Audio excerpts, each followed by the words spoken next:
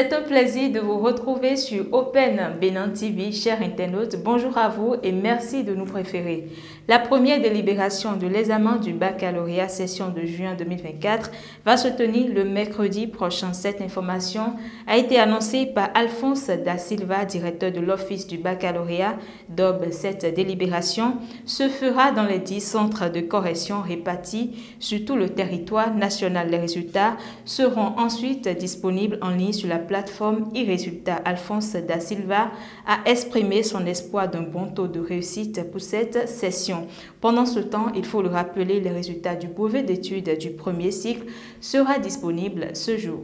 Dans la nuit du 5 au 6 juillet 2024, un incendie a détruit au moins 7 boutiques au centre commercial de l'École nationale d'administration ENA de l'université d'Abomey-Calavi. Aucune perte humaine n'est à déplorer, mais les dégâts matériels sont importants. Les boutiques en bambou et en métal étaient calcinées. Des sacs de riz, de maïs, des pâtes alimentaires, des ustensiles de cuisine et autres sont éparpillés, partiellement détruits par les flammes, ceci dû à un coup-circuit survenu vers 21h30 selon les témoins.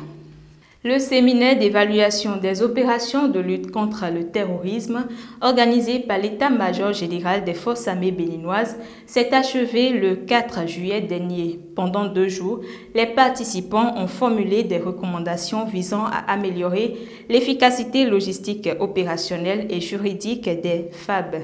Les discussions ont porté sur divers aspects allant des pertes humaines à l'analyse des systèmes de communication et de formation ainsi que l'acquisition des renseignements et le soutien des troupes. La réunion a permis de développer de nouvelles stratégies et de réaffirmer l'importance de la formation continue des militaires.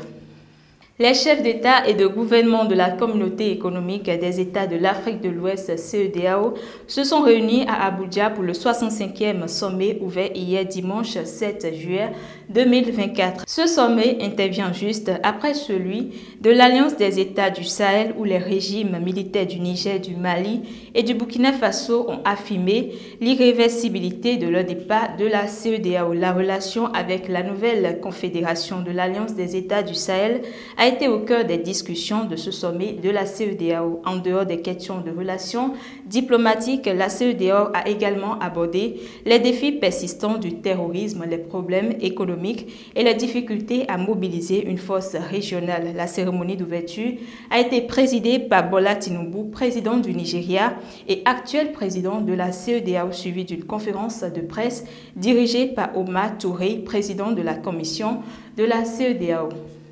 Les électeurs français ont été appelés aux urnes ce dimanche pour le second tour des élections législatives anticipées. Les bureaux de vote sont ouverts jusqu'à 18h et 20h dans les grandes villes. Le premier tour a été dominé par le Rassemblement national RN avec plus de 34% des voix. Sur les 577 sièges à pouvoir, 116 députés sont déjà élus. Les élections vont pouvoir déterminer la majorité à l'Assemblée nationale.